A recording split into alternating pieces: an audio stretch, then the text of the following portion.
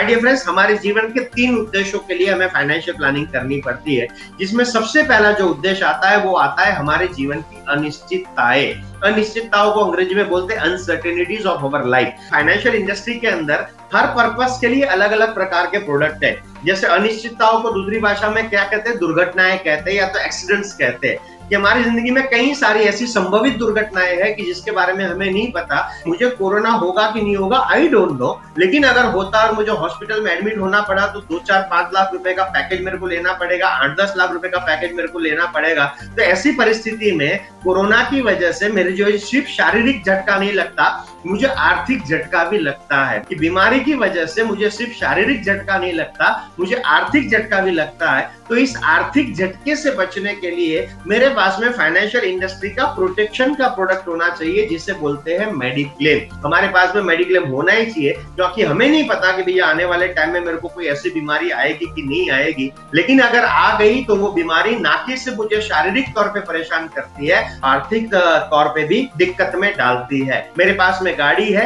मैं गाड़ी लेके जा रहा हूँ, मैं बहुत अच्छा ड्राइवर हूँ, मैं अच्छी तरीके से चलाता हूँ, शांति से चलाता हूँ, लेकिन दूसरे की गलती से मेरी गाड़ी ठुक गई। गाड़ी को फिजिकल डैमेज हुआ, लेकिन मेरे को फाइनेंशियल डैमेज होने वाला है। तो ये आर्थिक जो नुकसान मेरे को होने वाला है, इससे बचने के लिए मुझे फाइनेंशियल इंडस्ट्री का प्रोटेक्शन का और एक प्रोडक्ट लेना चाहिए, दैट इज व्हीकल इंश्योरेंस। कि मेरे पास में व्हीकल इंश्योरेंस होना चाहिए। और तीसरा, हम नहीं जानते कि भी आने वाला जीवन ऊपर वाले ने हमारी जिंदगी में कितने दिन रखे हुए हैं, we never know about it. Term plan हम सभी लोगों के पास में होना चाहिए। My dear friends, term insurance मुझे इस बात की गारंटी नहीं देता कि मुझे मृत्यु नहीं आएगी, लेकिन अगर मृत्यु आती है तो मेरे परिवार को आर्थिक दिक्कत में आने से बचाती है। व्हीकल इंश्योरेंस इस बात की गारंटी नहीं देता कि मेरी गाड़ी नहीं ठुकेगी, लेकिन अगर गाड़ी ठुकती है तो मुझे होने वाली आर्थिक तकलीफ से वो मुझे बचाती है। मेडिक्लेम इस बात की गारंटी नहीं देता कि मैं बीमार नहीं पड़ूंगा, लेकिन इस बात की जरूर गारंटी देता है कि अगर तुम बीमार पड़े तो तुम्हें आर्थिक बीमारी से मैं दूर करूंगा, इस बात की वो गारंटी देता है। आप अपना जो मंथली सेविंग कर रहे हैं या तो ईयरली सेविंग कर रहे हैं, उस ईयरली सेविंग का एक हिस्सा आपको अपने इन 3 प्रोडक्ट के लिए खर्च करना चाहिए, mediclaim, vehicle insurance and term insurance. In product की जो सबसे अच्छी बात है वो ये है कि अगर कुछ हुआ तो ये प्रोडक्ट मुझे आर्थिक तौर पे मदद करते हैं। लेकिन इस एक नेगेटिव बात भी है कि टर्म इंश्योरेंस लिया, मैं इस साल नहीं मरा तो प्रीमियम गया। व्हीकल इंश्योरेंस लिया, इस साल गाड़ी नहीं ठुकी तो प्रीमियम गया। मेडिक्लेम लिया, अगर इस साल मैं हॉस्पिटल में भर्ती होने की नौबत नहीं आई तो प्रीमियम गया। इन तीनों प्रोडक्ट में ऐसा है कि अगर नुकसान नहीं होता है, तकलीफ नहीं आती है, तो भरा हुआ पैसा खत्म हो जाता है। कैलकुलेशन करके बताता हूँ। मान लो कि हमारे बीच में कोई 30 साल का सज्जन है, उस 30 साल के व्यक्ति ने अपना 1 करोड़ का टर्म प्लान कराया, जिसकी प्रीमियम आती है 50,000 रुपए की। अपना 25 लाख का मेडिक्लेम करवाया, मान लो कि उसकी प्रीमियम आती है 20,000 रुपए की। और उसी व्यक्ति ने उसकी जो गाड़ी है उसका इंश्योरेंस कराया हुआ है, उसकी भी प्रीमियम आती है 20,000 रुपए। मतलब 50,000 रुपया वो टर्म प्लान का दे रहा है, 20,000 रुपया मेडिक्लेम का दे रहा है, 20,000 रुपया व्हीकल इंश्योरेंस का दे रहा है। कुल मिलाकर के हो गए 90,000 रुपए।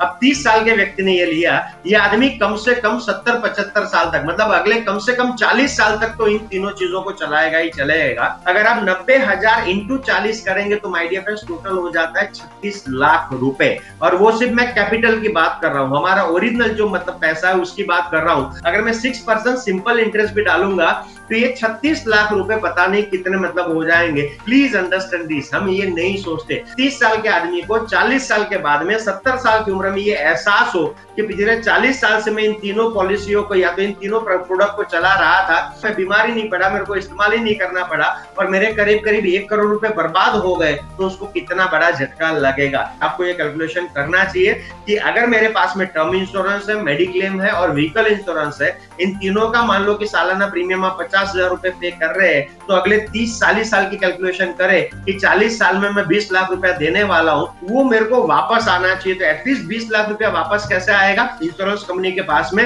एंडोमेंट पॉलिसी होती है। इंश्योरेंस एडवाइजर है तो आपको उनसे जरूर बात करनी चाहिए कि भैया मेरे को एक ऐसा एंडोमेंट पॉलिसी दो कि जो मेरा भरा हुआ प्रीमियम जो है वो उसको वापस लेकर के आए।